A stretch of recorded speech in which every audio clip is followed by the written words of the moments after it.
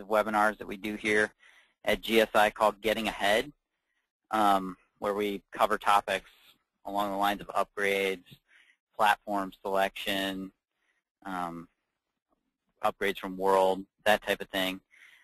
If you do have any questions or concerns, please use the chat functionality in the GoToWebinar menu. If for some reason you can't see the screen, please let me know. I think everybody should be fine with that, but every now and then I forget to unpause the application before we get started. So just don't let me get about 10 slides along and then find out that I've been missing it. Anyway, so let's get going. As I mentioned, my name is Sean Scanlon. I'm Executive Vice President here at GSI. My contact information is on screen. If anybody needs to get a hold of me for any reason, feel free to either email me or you can call me direct, and my direct number is on screen. Also, if anybody is going to Quest West this year, we will be at Quest West, although I will not personally be there. There will be other representatives from GSI. We're at booth 207, and we'll have a drawing for some kind of fabulous prize, I'm sure. All right, quick disclaimer. You know, we're going to be talking about a lot of technology. We're going to talk about it from a high level. It's all based on GSI's experiences. You know, there could be things that have changed since this webinar was initially put together, as there's always changes occurring in virtualization technologies. And we're going through a lot of high availability options and virtualization options, but we're not going to cover every single one. The only real way for you to decide on the right option for you is to conduct an internal proof of concept and document your failover and behavior times. So, quick agenda. We'll talk about GSI just a little bit, kind of introduce who we are, that kind of thing. We'll go through some terminology on virtualization, high availability. We'll talk about, you know, what does it mean to have server virtualization, software virtualization, network virtualization. Go through the E1 logical layers, talk about active-passive, active-active, what's this active-active with TAF, and then talk about the different high availability options for all the E1 logical layers. We'll look at a couple of live high availability architectures and try to answer the question, what is the right option for me? And then I'll save a little bit of time at the end for questions if you guys have any. And remember, if you do have questions, please use the chat functionality. Even if you have questions along throughout the webinar, feel free to type them in there, and then I'll answer them at the end.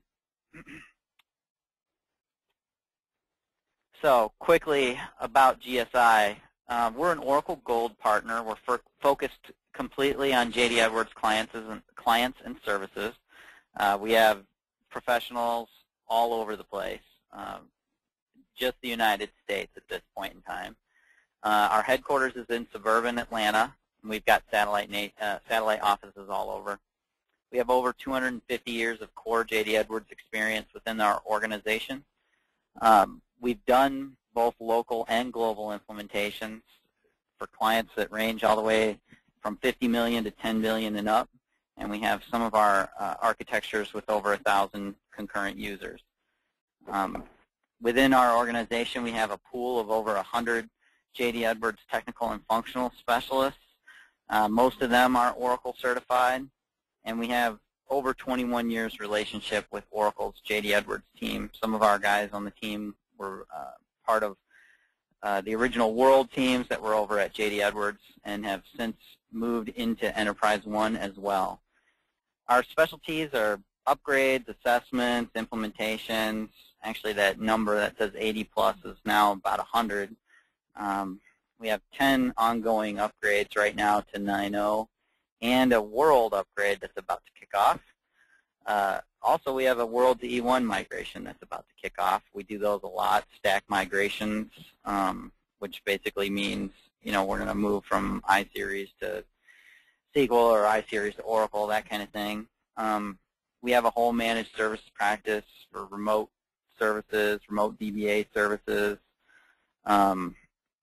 field consulting. Definitely, we have field consulting. We do a lot for performance optimization, so customers that are looking for help getting the most out of their web technologies. A lot in load balancing, archiving. Obviously, the high availability is big, and we also have hosting. And one thing to kind of consider if you're looking at business partners is we have a 100% guarantee on all of our services, which basically means that if you're not satisfied with the work that we did, we'll either fix it for free or you don't have to pay for it at all. I'll just quickly go over this. We're in a lot of different verticals. Really, because we have a strong technology focus, we're pretty much in anything. Lately, it's been a lot in real estate. Manufacturing is always, distribution, and the wineries. As far as platforms, we cover them all. Even have the rare customer on DB2 UDB. As far as the stacks, we do all the different stacks. We have WebSphere, Oracle Application Server, WebLogic, which isn't listed here, but we do WebLogic. We have a few customers that have implemented WebLogic already. We do everything with the business services all the way back to XPI, if you remember XPI. And then we do XML and VIPub as well. So some of our partners on screen, just real quickly show that. And now we'll get into the meat of the presentation. So we want to go over a couple of different terms on some things so that we can kind of give a quick explanation about what we're going to be going over. And first off, virtualization. Most people are familiar with what virtualization is, but I just wanted to have a quick definition up there, which is basically we're going to have a virtual version of something. So it's not going to be a real physical piece of hardware.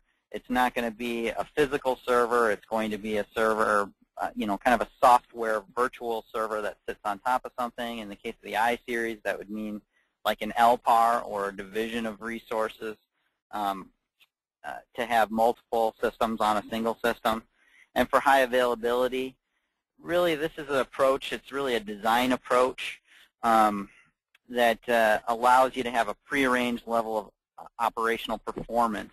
It means, in kind of a light sense, it's basically setting up a system so that I can always be available or at least can meet a SLA, a service level that I've agreed upon within my organization for the system to be available. It's not the same as business continuity or setting up for disaster recovery, because that's kind of a totally different topic. It's similar, but not the same. So what is server virtualization for E1? There's basically two main options, VMware and Oracle virtual machines. Microsoft does have a virtualization technology as well, but the two main ones that we see customers on are VMware and OVM. Oracle only supports OVM as a virtualization software, although they support the operating system that runs on VMware. And we'll get into the exact statement and what that means in the next couple of slides. As far as I know, this is still the case, that OVM currently only supports Linux virtual machines. So right now, the deployment server cannot be virtualized using OVM. Both products support x86 and x64 architectures, although it's really moving to just the 64-bit architectures. And anybody who is on latest MTRs will know that only 64-bit architectures are certified with the newer tools releases. So here's kind of the big statement on VMware. I'm not going to read through the whole thing. I included it in the slide for people that want a copy of the slide so that they can actually look at it at their leisure. But I will go through a couple of the main points. So Oracle has not certified any of its products on VMware. They don't go through any kind of testing criteria. They don't run a bunch of applications on VMware to make sure that they function properly. They just don't go through that testing process, so they don't certify VMware.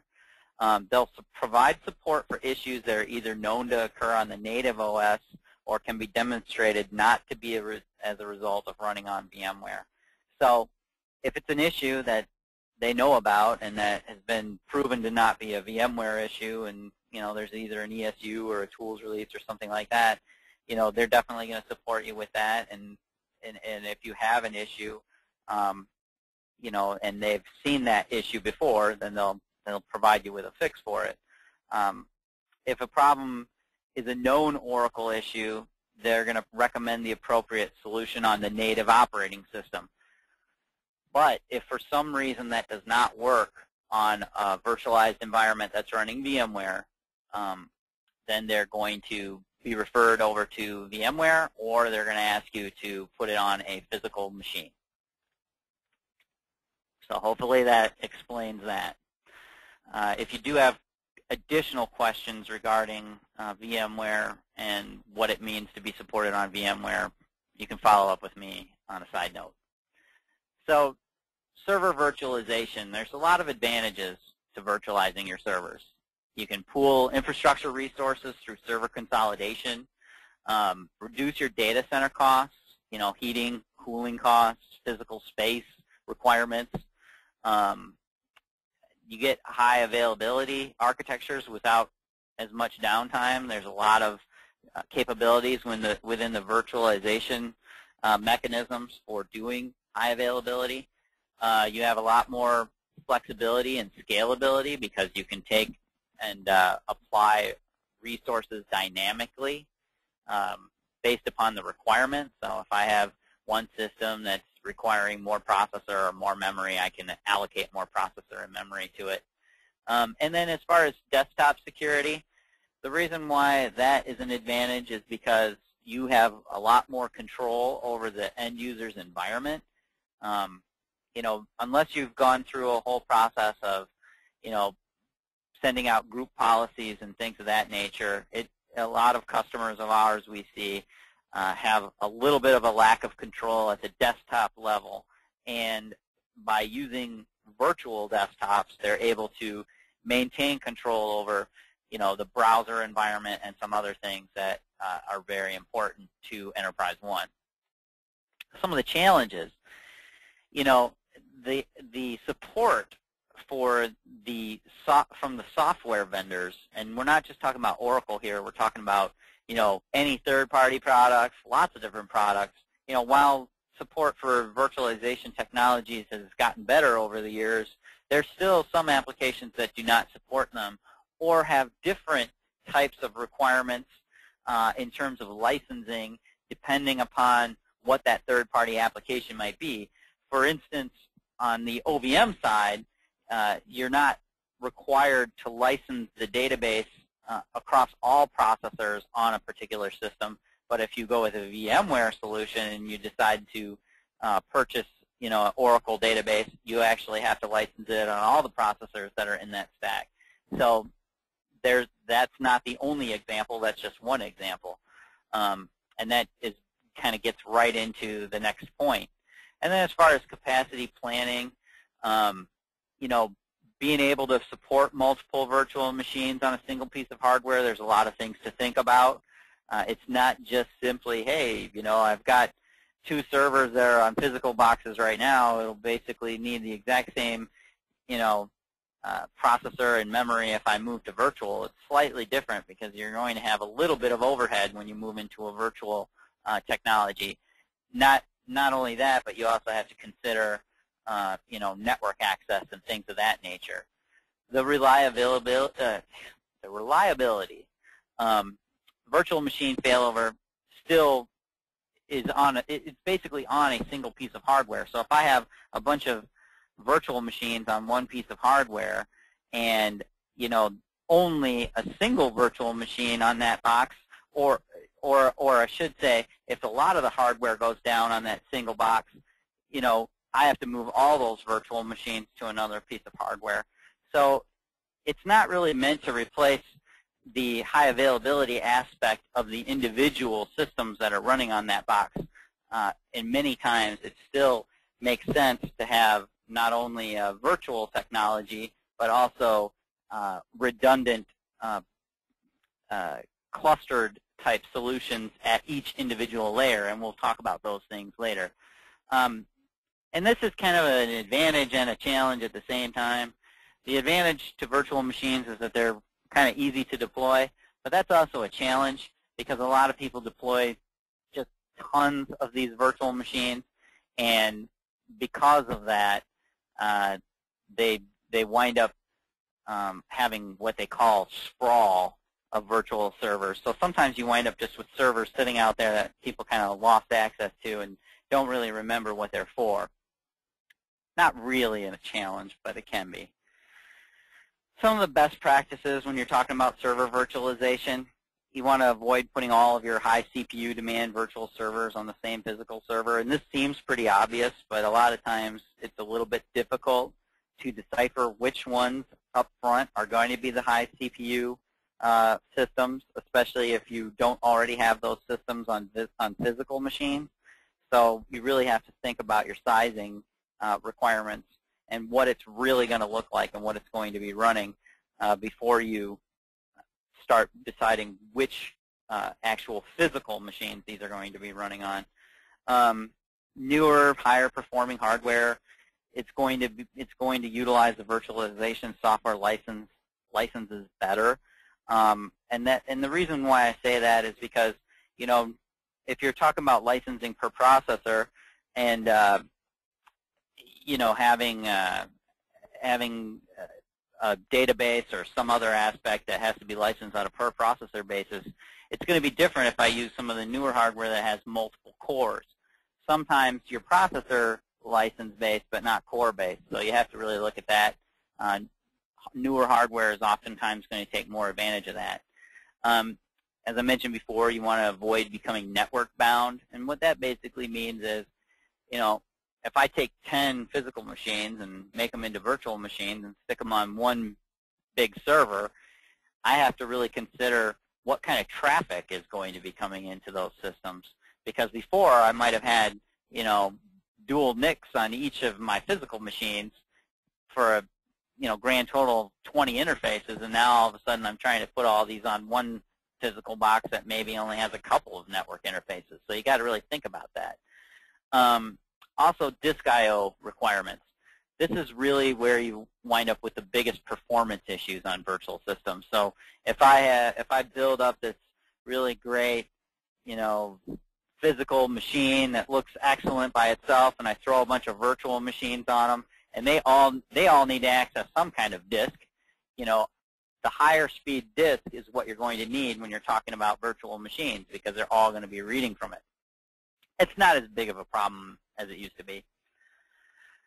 So software virtualization, we want to talk a little bit about that because it is still a virtualization technology that's in use. And basically what we're talking about here is you've got a front-end machine, that's a front-end name to the machine that is displayed out to EnterpriseOne. People access that machine, but in the back end, that can either be a load balanced set of machines, or it can be a system that comes on in a standby mode, where you see a lot of the standby type modes is what they call like the active-passive type solution. So that's something that we see a lot.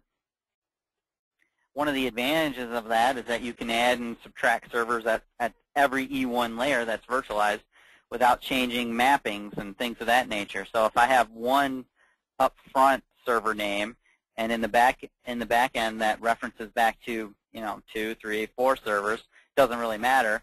I can add some servers, I can take out the servers as long as they're responding at with that same name. It's good for companies that are either, you know, going through acquisitions, or even companies, you know, that don't really know what their future might be. Oftentimes, if you're using, you know, a scalable architecture like a Linux or a Windows or something like that, even if you go through a downsizing, those servers might be able to be utilized elsewhere. So it's something to be considered. Also, if you have end of month or end of year times that are really heavy hitting, and I need to add in additional horsepower by adding in an additional server, I can do that. You know, also if you're looking at 24/7 and I need to pull individual systems out of rotation temporarily to do some type of maintenance on that, whether it's hardware or software, whatever, it's a good solution for those types of customers as well. Some of the challenges, you know, it's not going to be the same in every single platform that you choose. So if I do, a server virtualization on Windows, it's going to be different than it's going to be on Linux. And, there's going to be different setups. And not only that, but there's going to be different options, because there's always more than one option when we're talking about setting up multiple servers to listen to a single name. And it's also going to be different at the different layers. So all those things to think about. The setup documentation for specific platforms is not necessarily going to be provided by Oracle. And I'm not going to say that it's never provided by Oracle, because they do have some documentation for load balancing and for, setting up clustering. It's sometimes there, but it's not always guaranteed to be there. And I don't necessarily know that it's always going to be up to date, because there's a lot of things that they're trying to do at the same time. And it's going to take, additional hardware. As I mentioned before when we were talking about NICs, it's going to take additional NICs for listening in on heartbeats, that type of thing. It's kind of a fine art. I don't know that I would necessarily say that it's as, unknown as it used to be, and more CNCs nowadays that are still field consulting will have been exposed to these types of techniques, at least at one of the layers, so they probably will have some familiarity. But, there are still a lot of people that have not been, so not everybody's going to know how to implement it, and not know how to implement it the right way. So network virtualization. When we're talking about network virtualization, what we're really talking about is content switching or hardware load balancer type of device. So really, in this case, it's the actual piece of hardware that's going to be doing the routing versus, some type of software routing that you would have seen at in the last option. So we see this definitely a lot of times at the HTTP layer.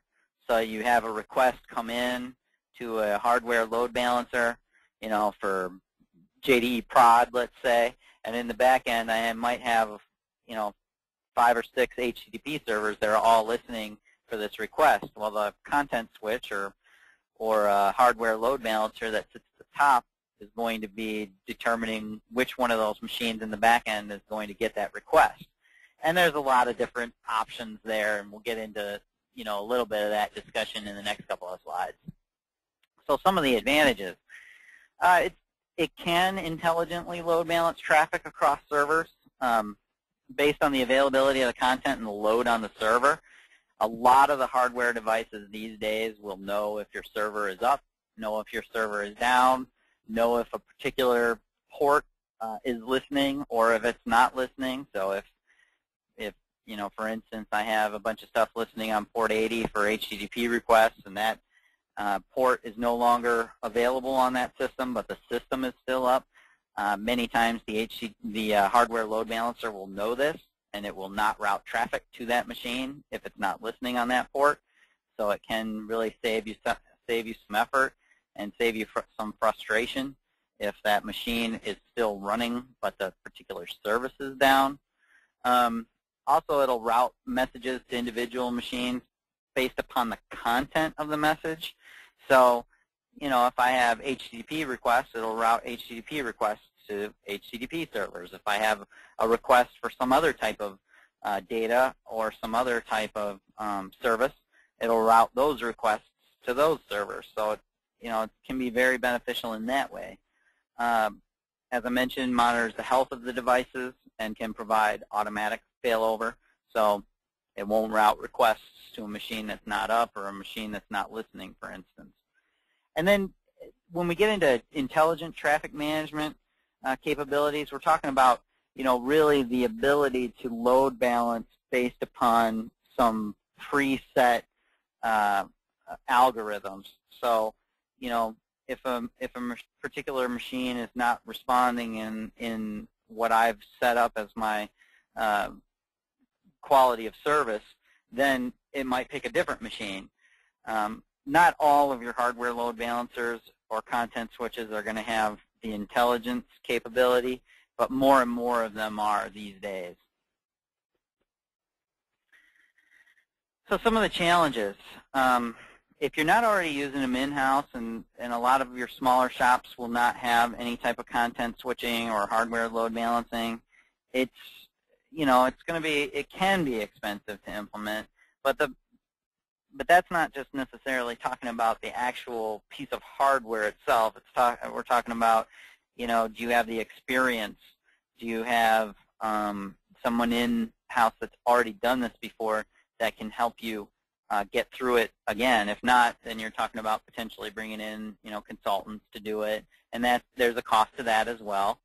And then also, if you do have an issue with a connection, and I'm in the midst of, say, processing a transaction, I have to go back and I have to look at, okay, where did this thing stop? Where was my transaction halfway along and then it failed, and I've got to roll certain things back?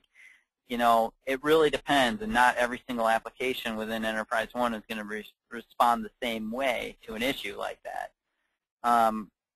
And what I also kind of got into before and a couple times ago was, the whole experience level thing, and whether or not you have somebody in-house that actually has the experience to implement.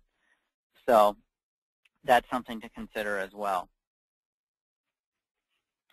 Now we're going to get into some other technologies and talk about active-passive, active-active, that type of thing. An active-passive solution is really one in which I have two servers, but one of them's on a standby mode and one of them's online. The one that's in standby only gets accessed if there is some type of failure. The advantages to that: you get some failover. It's many times automatic, and it's not going to take that long. The second one is really, it's kind of like a made-up advantage. It gives you enough time to review the cause of the failure and the in-flight transactions. Yeah, well, I think most people would just rather have their system back up as soon as possible, but that could be kind of a fake advantage. It's going to be less expensive than active-active in most cases, but it really kind of depends on that one. The active-active will always have to be in use, and we'll kind of get in on that in a couple more slides.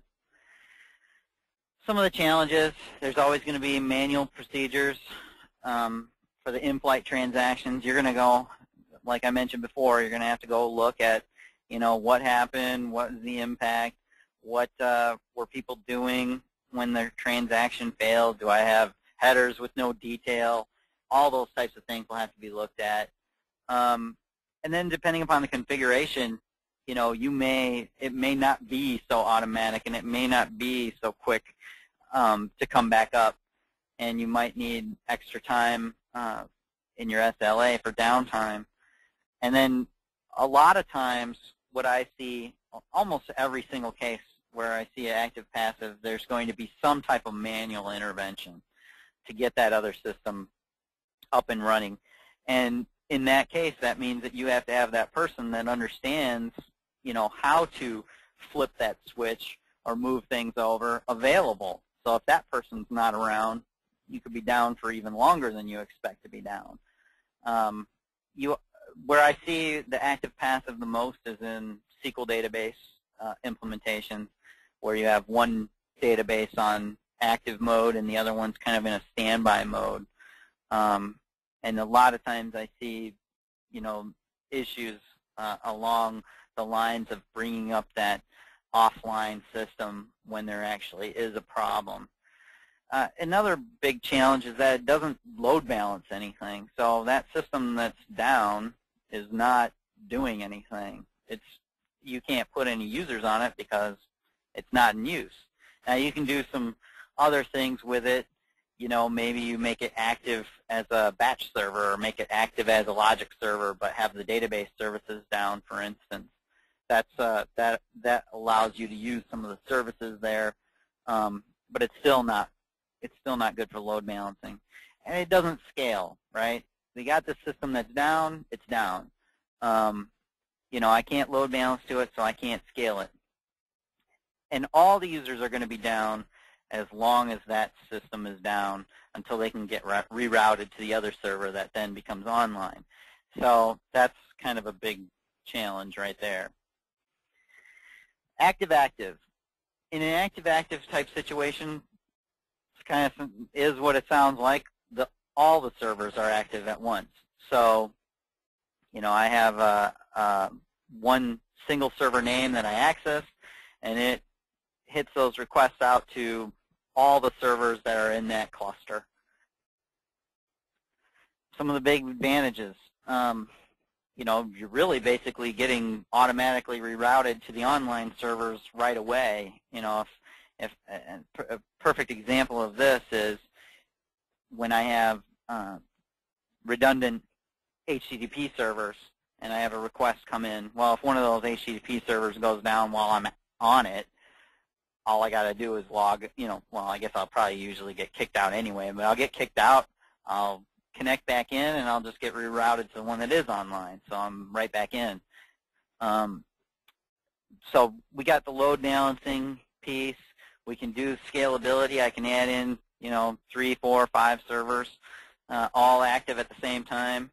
At the most, you're going to have is a 50% of end users, and I shouldn't say that necessarily because not all load balancers are going to have a complete 50-50 distribution on a 2-server cluster, but it's going to be somewhere around 50% of end users at maximum that should be down during a failure. And there's not going to really be any maintenance window, or there's not going to be the necessity for a maintenance window if you set up an active-active. I can pull out a system temporarily, do some type of maintenance on that system, put it back in.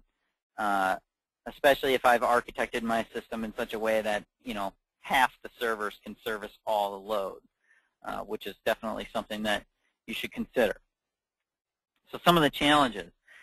Even in an active-active situation, we've still got the same problem. If I get 50% of my users that get knocked off and they have to log back in and they're in the midst of doing a bunch of stuff, well, they're going to have to go figure out where they were and what got halfway transacted when they got disconnected. If you don't have content switches or some type of hardware device, you can get away with like a software active-active, and that's another thing to talk about. But no matter what, it's going to take additional effort to do active-active. And then in regards to the E1, and this is something that I just talked about before, about the 50% user distribution. Depending upon how you have your active-active set up and how you have your load balancing set up, even if I get into a situation where I'm 50-50 user distribution, doesn't mean I have 50-50 load balancing across all my servers, because some users are heavier users than others. So that's where we kind of get into the intelligent load balancing and setting up techniques for the multiple systems that can know when the thing is balanced and when it's not balanced. So this is kind of a little bit of a game changer when it comes to the database side, and really it's only available right now with the Oracle database using RAC and transparent application failover. And there's a whole white paper and setup techniques for doing this. But essentially, this is the ability at the database level to not lose connections when one of my database nodes goes down. So typically what happens even in an active-active mode, and before when TAF was not available, if one of my database nodes would go down, the users would get connected to the other database node, but it wouldn't be this automatic, transparent to the end user type of a thing. And oftentimes you'd have to bounce servers to reconnect to that other node, or you'd have to, or like before, you'd lose some transaction that was in the middle of transacting. With transparent application failover, which is supported in 11G with RAC in Tools Release 898.3 on Enterprise 190, you don't have that problem anymore. So some of the advantages of it, at the application server level, you're going to have seamless failover. It's not going to be visible to the end user. The database connection is going to be maintained and continue to process on the surviving database node without any visibility to the end user, and you're not going to lose any transactions. So there's not going to be this whole, I have to go back and see where, which transactions were halfway processed, that kind of thing. None of that's a problem with transparent application failover. Same with the EnterpriseOne server failover. Those will maintain connectivity, and nothing will be lost. It doesn't require a reboot or a restart of services, I should say, not a reboot. Interactive users, those that are on the web, they have no loss of connection, business functions, whatever else, continue processing.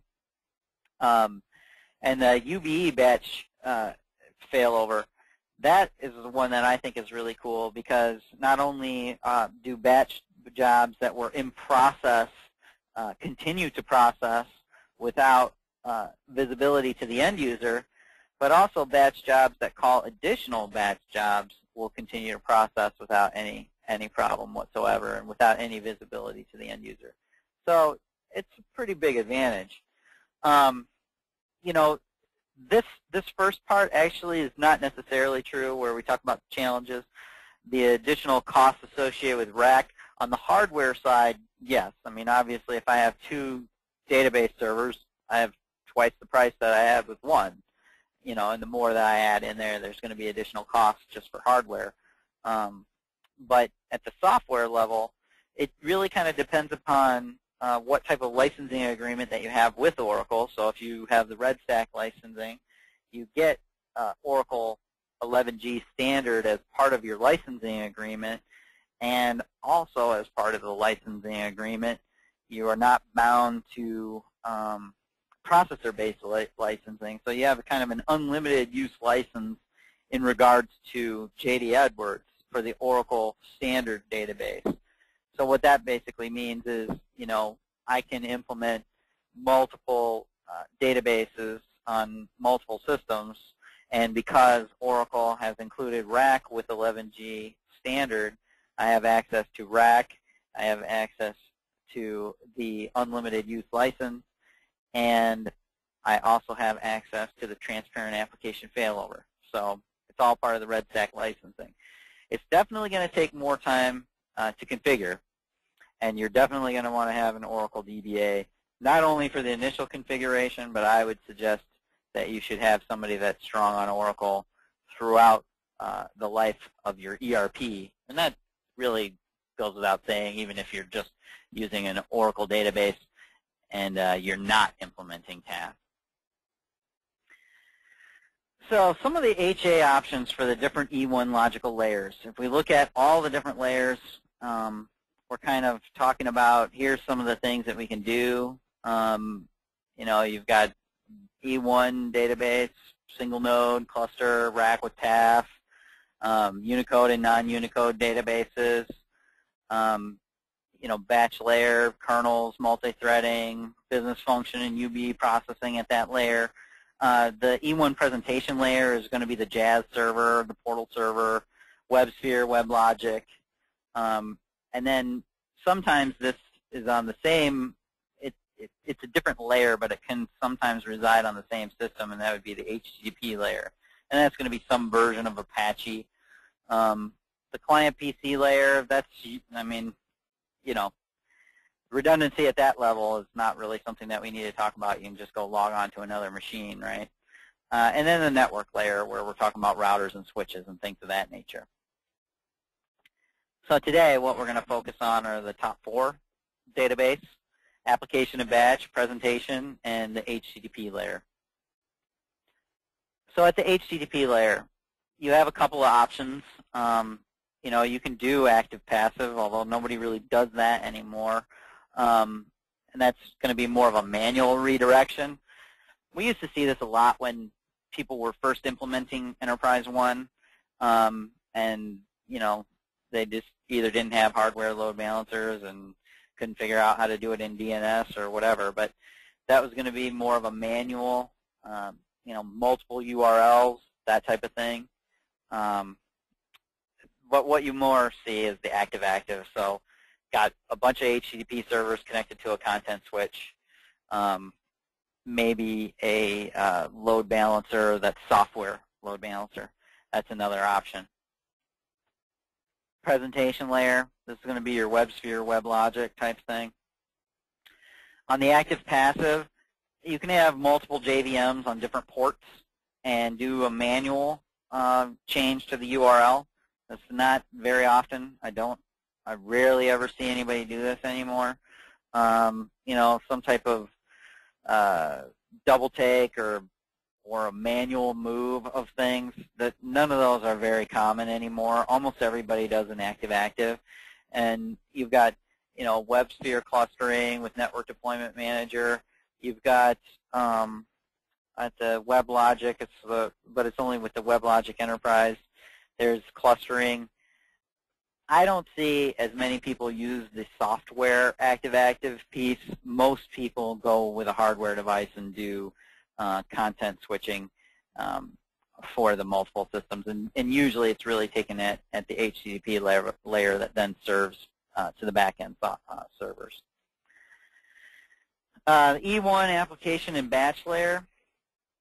On an active-passive type of situation, I still do see this quite a bit, where you have multiple servers that are online and you do some type of manual redirection.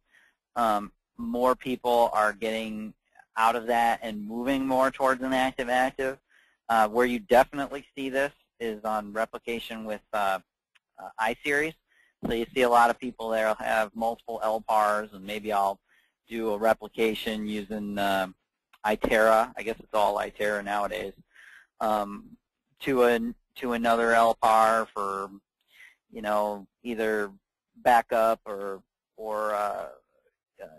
disaster recovery type things. But what I'm seeing more and more, even at this layer, is an active-active type thing. And that's not always going to be a content switch. Sometimes there's server options. There's clustering within EnterpriseOne. There's clustering at the operating system level. There's a lot of different things that you can do on an active-active now with E1 at the app and batch layer. And at the database layer. We talked about active-passive and we talked about active-active already in these areas, but here's a couple of the different options. As I mentioned, the only one that's got active-active support is the Oracle RAC with transparent application failover. That's the only one that's supported for active-active. Even at a SQL level, you can have your server set up with active-active, but that's not going to be a supported configuration. So a lot of people use like double take for that. And as far as the replication on the iSeries is concerned, that's going to be ITERA. It's pretty much the main one. So here's a couple of live architectures that we've worked with. And really, this one you wouldn't always see the two HTTP servers. You could just do two boxes at the bottom where everything was on one and it was replicated to the other. That's kind of your classic iSeries example. I didn't want to do that because it just really looked like nothing on the slide. But essentially, it's going to be, everything live on one box and it replicates over to the other box, using ITERA. That's a pretty good example of when you'd see that. But a load balancer at the top, if you moved your web servers off the iSeries and you had them either on a Linux or Windows type environment, a good hardware load balancer to separate the load between those two machines. We do actually see that a lot too. Another load balance type technique, this is more for, it's kind of demonstrating, it's another live architecture that we have, but it's demonstrating a couple of the different technologies. One being, the hardware load balancer / content switch for switching content, both at the HTTP and presentation layer, as well as the interactive and batch. Well, I guess in this example, it's just at the interactive layer. The content switch is switching content for that, and and providing services to one or the other of the two interactive boxes. And then at the batch layer, in this case, it's not in a clustered environment. It's just an active passive type mode. So, you might have a second batch server that was doing scheduled jobs. That was your failover for the primary batch server. We used to do these types of architectures a lot before clustering was available. So you would see, everything running on one batch server, and then in the event of some type of failure, kind of failing over to the scheduler server. So we used to do those a lot, not so much anymore. And then at the database layer, we still do actually see quite a few active passive database configurations. So, one in which the database is up and running as the active database, and then on a failure, migrate users to the other database node. And then full redundant type of a system. Now this actually gets into not just high availability, but does actually answer the question of disaster recovery, because in this particular configuration, not only did we have redundant layers for every single type of system, but we also had redundant data centers. And in the event that one, data center A was unavailable for whatever reason, there's a fire or some other big disaster, data center B had capacity to handle all of the load. This is not an easy configuration to set up, and it's not an inexpensive configuration. If you think about being able to have full redundancy for the entire data center, not only do you have to have additional hardware costs and costs to consider there, but you also have to take into consideration the distance between your two data centers and the actual speed of the transactions, and whether it's even capable of being a redundant backup, and whether it can be in an active-active type mode. So, it's not going to work in every single environment just simply because you're not going to have that bandwidth in between them. But in this particular case, the data centers were close enough together that we were able to accomplish this. And in many of our hosted type configurations, we can accomplish the same thing because of the bandwidth between the individual hosting centers. So if you look at it, you've got redundancy at every layer. You've got clustering for the batch and interfaces. You've got interactive servers that are kept in line with their individual stacks, and the idea here was that I can pull, individual stacks out of rotation, perform some type of maintenance on that stack, and then put it back in rotation after I was done. So if anybody does have any questions on any of these configurations that they'd like to ask, or have some follow-up on, feel free to let me know. On the server virtualization, you see these types of things a lot, where small sites will have everything virtualized, and then a lot of the larger sites move their databases out of virtualization. Some move enterprise servers out of virtualization as well. But essentially, you can pretty much virtualize all of the servers nowadays. However, I'm just going to put one caveat out there when it comes to virtualization. If you are going to do virtualization and you want to do it with your ERP, don't make the ERP system the first time you ever put in place virtual servers, because there's a lot of things to know about virtualization and backups and the disconnection during backups and all that kind of thing that you don't want to try it the very first time on your ERP system. Not if you want that ERP system to be highly available. We have a lot of customers that have attempted this and ran into some pretty big obstacles just from lack of knowledge in virtualization in general. So what's the right option for me? A lot of the questions that you really have to ask yourself are questions along stated SLA. Do I have hours? Do I have minutes? Do I have times? What's this thing going to cost me if the system is down? Some places it might not be that big of an impact. So, do I need all of this crazy hardware? Do I need, all these highly available systems? That's a good question, and I think really it comes down to how much you could lose.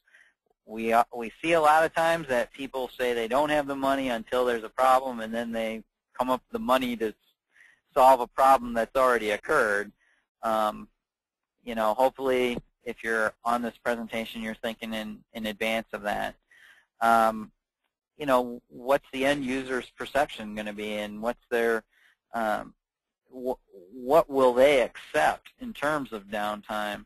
What will be the fallout if you have a lot of unscheduled downtime? It might seem like a low priority and something that you really don't have the money for or the budget for, but if the thing does go down, it's going to be amazing how much the finger pointing is going to be at the people that were architecting the system. And if you are going through an upgrade or some other event within the organization where you need to purchase hardware anyway, it's a good time to start looking at setting up a high availability architecture. Do you have the skills in-house for these things, or are you going to have to consult out? Try to do what you can internally. Save yourself some money. I know that might sound a little odd coming from a consulting organization, but truthfully, we're not out there just to take all your money. We're there to solve a problem, and if you can solve the problem internally, so much the better.